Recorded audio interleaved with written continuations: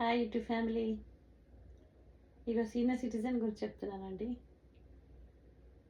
Senior citizens అంటే 65 సంవత్సరాలు దాటిన తర్వాత సీనియర్ సిటిజన్ అంటారు.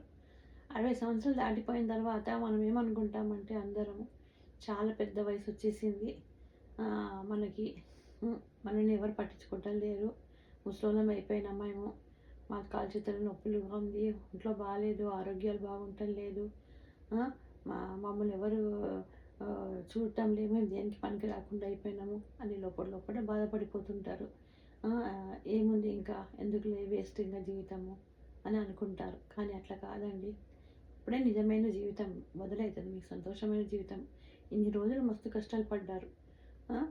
ఎన్నో పిల్లలు చదివించాలా, చదివిన పిల్లలు పెళ్ళిళ్ళు చేయాలా, వీళ్ళకి డబ్బులు జమ చేయాలి, ఎన్నెన్నో టెన్షన్లు పెట్టుకొని అన్నీ చేసి కష్టాలకి అన్నీ బయటపడి ఈ రోజు ఇప్పుడు ఈ టైంలో మీరు హాయిగా ఉండగలిగే శక్తి, ఆ ధైర్యం భగవంతుని మీకు ఈ సమయం ఇచ్చిండు. ఈ సమయం మీరు చాలా సంతోషంగా మీరు సద్వినియోగం చేసుకోవాలి కదనండి.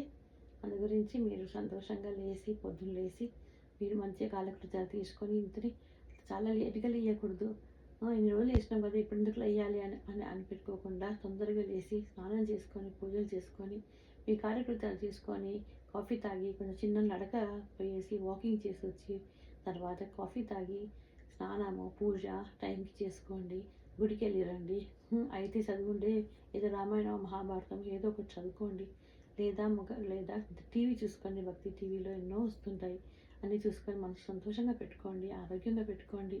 మీరు ఆరోగ్యంగా ఉంటే సంతోషంగా ఉంటే అందరికీ మిమ్మల్ని చూసి సంతోషపడతారు. కానీ మీరు ఎప్పుడు రోగాలు ఉంటే మిమ్మల్ని ఎవరు నిజంగానే ఎవరు కేర్ చేయకుండా అయిపోతారు కదండి. సో అందు గురించి ఆరోగ్యంగా ఉండండి, సంతోషంగా ఉండండి. మీకు ఏం తక్కువ కాలేదు. మీ చుట్టుముట్టు అందరూ ఉన్నారు, మిమ్మల్ని ఎవరూ వదులుకోలేదు. అందరూ టైంకి వస్తే మీకు అవసరం ఉన్నప్పుడు అందరూ వచ్చేస్తారండి. అలా అంతా ఎప్పుడు అనుకోకండి.